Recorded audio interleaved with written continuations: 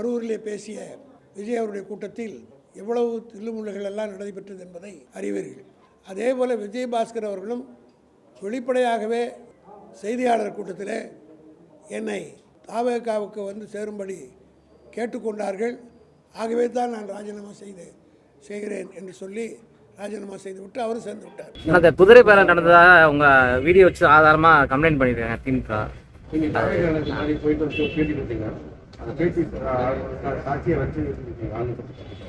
இல்லை அது அவங்க தவறாக புரிஞ்சுக்கிட்டாங்க. நாங்கள் மகாபலிபுரத்தில் போய் கட்சியில் இணைஞ்சப்போ பேட்டி கொடுத்தோம்.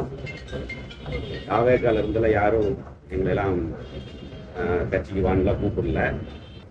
அதிமுகவுடைய தலைமை மீது ஏற்பட்ட அதிருப்தியின் காரணமாக சட்டமன்ற உறுப்பினர்கள், முன்னாள் அமைச்சர், முன்னாள் எம்எல்ஏ மற்றும் மாவட்ட அளவிலான நிர்வாகிகள்லாம் நிறைய பேர் கொத்து கொத்தா போய் தாவேக்கால சேர்ந்தாங்க. கரூர்லையுமே நிர்வாகிகள் கூட இருக்கக்கூடிய நிர்வாகிகள்லாம் தாவேக்காவுக்கு போகலான்னு சொல்லி எங்கிட்ட என்னை வற்புறுத்தினாங்க. எங்கள் கட்சி நிர்வாகிகள் அது சம்பந்தமா 11 மீட்டிங் போட்டோம். கரூர் சட்டமன்ற தொகுதி, ஏன்னா அவங்க தான் வேலை செய்ய ஜெயிக்க வச்சவங்க.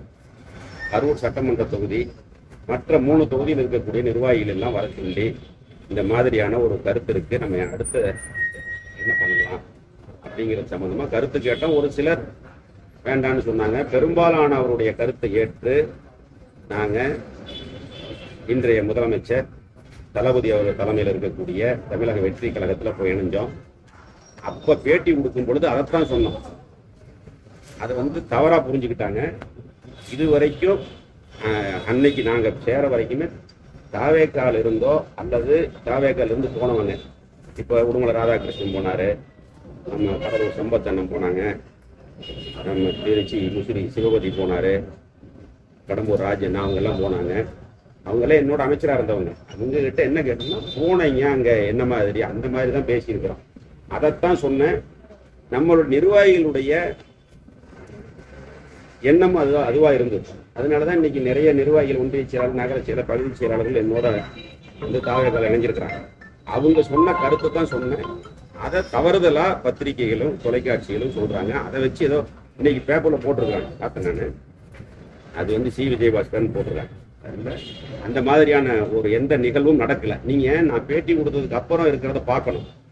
நான் அந்த பேட்டிக்கு அப்புறம் சொல்லியிருக்கேன், அதுலேயே சொல்லியிருக்கிறேன்.